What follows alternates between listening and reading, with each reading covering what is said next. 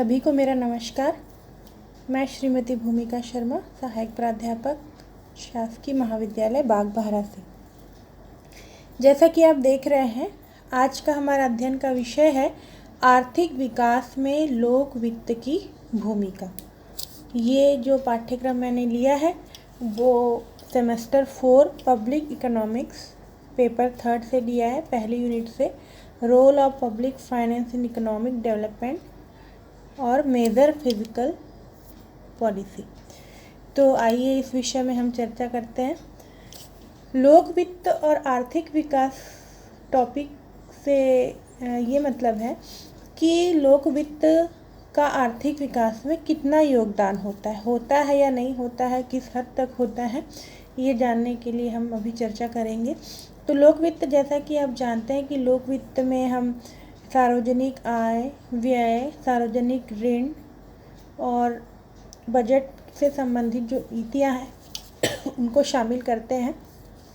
तो हम यहाँ पे देखेंगे कि क्या इन नीतियों का विकास पर प्रभाव पड़ता है कि नहीं पड़ता। ऐसे कौन कौन से तरीके हैं जिसके माध्यम से हम आर्थिक विकास को प्रभावित कर सकते हैं।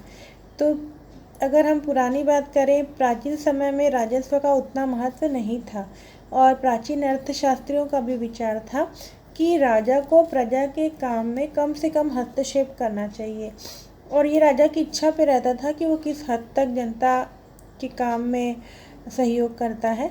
तो उनका मानना था कि सुरक्षा और व्यवस्था बनाए रखना ही राजा का काम है। तो ज़्यादातर इसी काम को राजा महाराजा किया करते थे।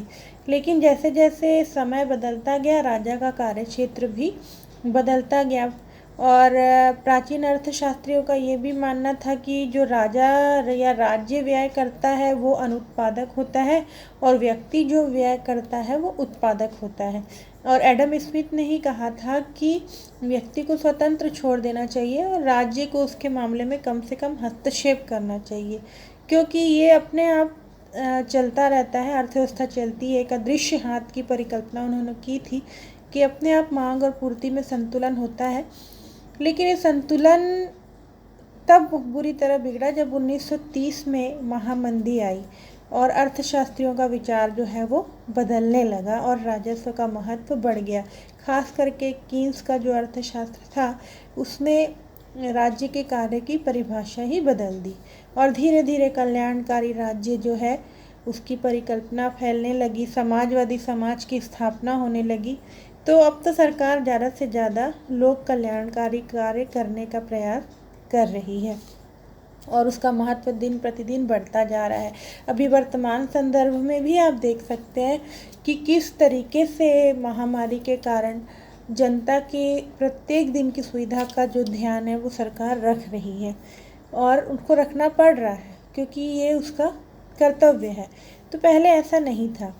और एक कोटेशन हम लेते हैं श्रीमती उर्सुला हिक्स का कि इस कथन में कोई अतिशयोक्ति नहीं है कि किसी राष्ट्र का चिर कल्याण इन कारीगरों की प्रवीणता व श्रमशीलता और उसके सैनिकों की वीरता पर निर्भर है, उतना ही उसके सार्वजनिक वित्त संबंधी प्रश्नों के सफल समाधान पर भी निर्भर है।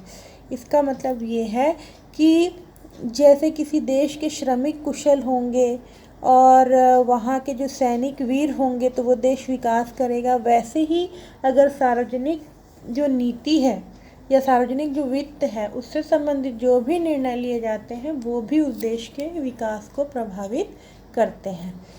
तो हम इसके भूमिका कहें या उद्देश्य कहें या महत्व कहें आर्थिक विकास में लोक वित्त का, उसको जानने के लिए हमको ये जानना आवश्यक है कि विकसित और अविकसित या अर्ध विकसित दोनों ही देशों में लोक वित्त का क्या कार्य रहता है।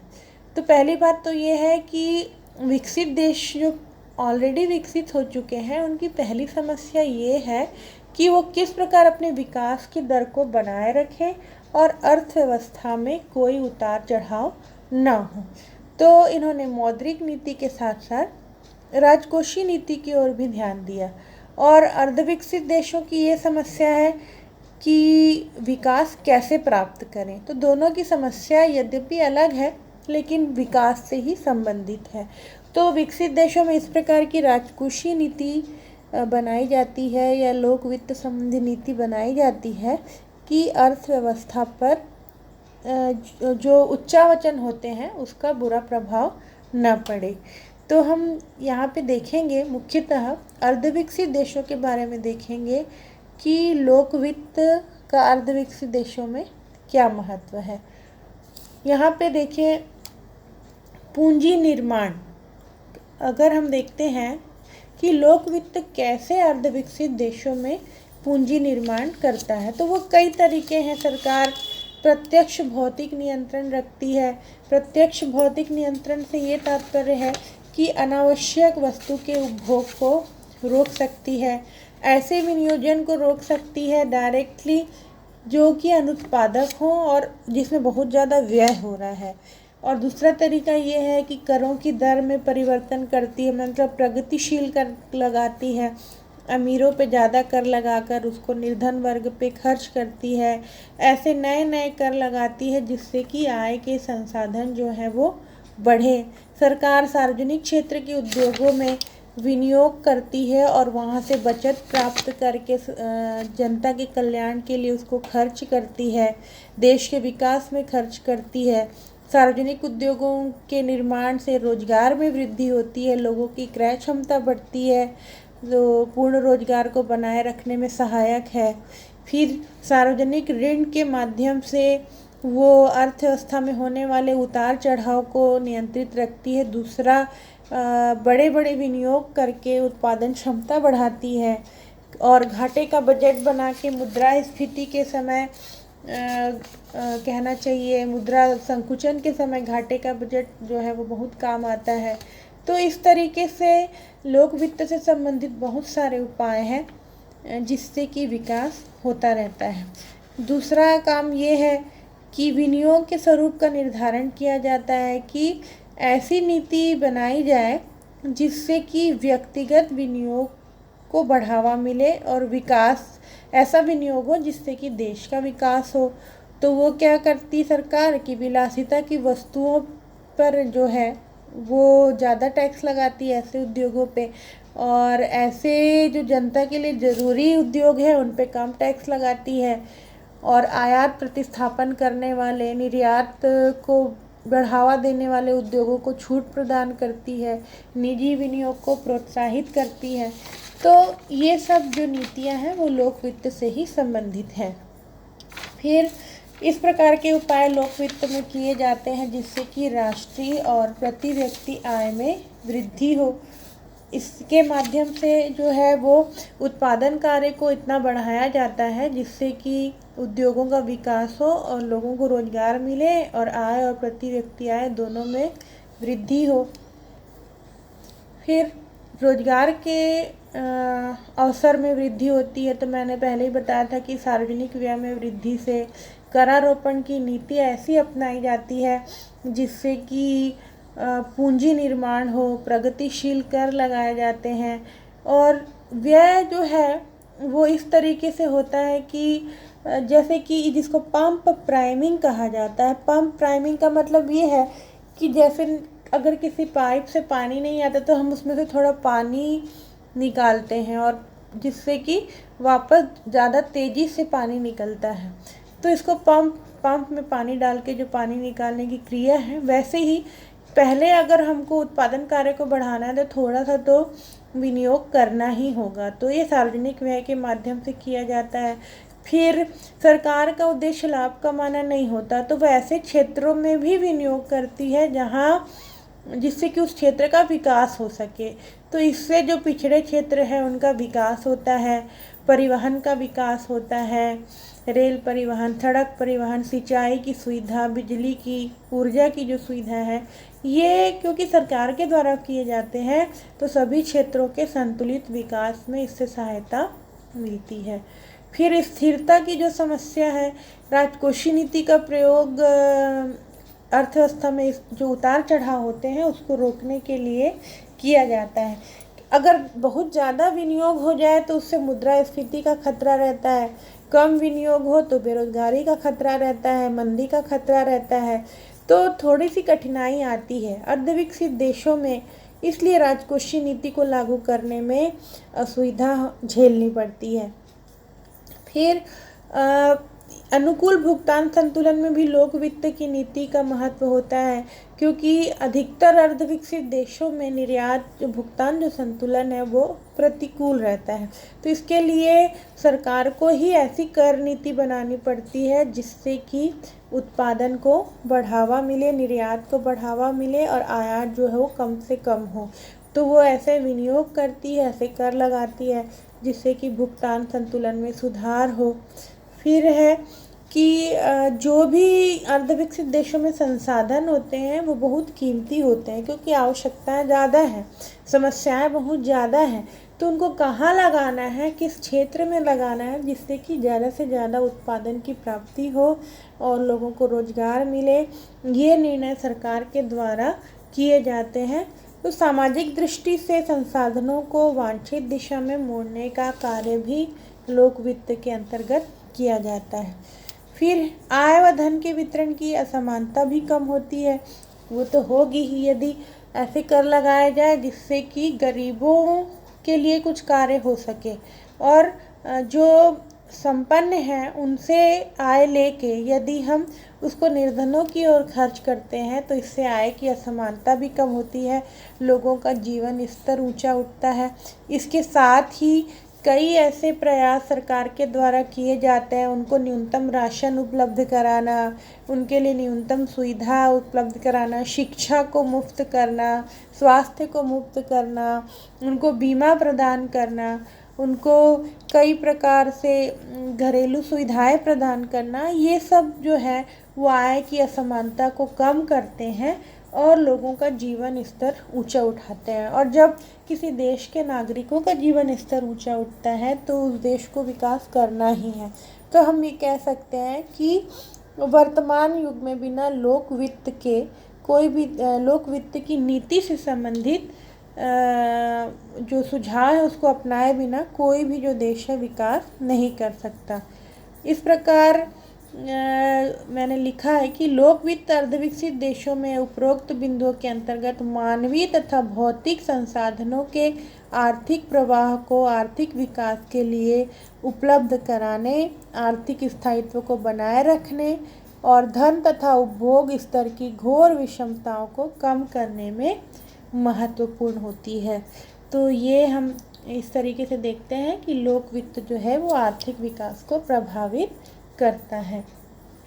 एक और बिंदु है जो आपके पाठ्यक्रम में दिया गया है, तो उसके बारे में थोड़ा सा मैं आपको बताना चाहूँगी कि प्रमुख राजकोषीय कार्य, जिसके बारे में राजकोषीय कार्य का मतलब यही है कि सरकार के द्वारा कौन कौन से राजस्व संबंधी जो कार्य हैं वो किए जाते हैं। तो आइए हम देखते हैं। इसमें बताना चाहूँगी कि मुसग्रेव ने 1959 में प्रकाशित अपनी पुस्तक the theory of public finance में 3 प्रमुख राजकोषीय कार्यों की चर्चा की है। पहला है आवंटन का कार्य, दूसरा है वितरण का कार्य और तीसरा है स्थायित्व का कार्य। आवंटन और वितरण में थोड़ा सा अंतर है। आवंटन से हम क्या समझते हैं कि समाज की जो भूमि है, श्रम है, उसका किस प्रकार से प्रयोग किया जाए, किन वस्तुओं का उत्पादन किया जाए, कितनी मात्रा में उत्पादन किया जाए, इससे संबंधित जो है निर्णय सरकार के द्वारा किए जाते हैं। क्योंकि संसाधन कम है तो किनका प्रयोग करें, कितनी मात्रा में करें, किसके लिए करें, इन सभी समस्याओं का हल करने के लिए राजकोषीय नीति जो है वो कार्य करती है। कहाँ कर लगाना है, कितना व्यय करना, ये सब बातें इसके अंतर्गत आती हैं।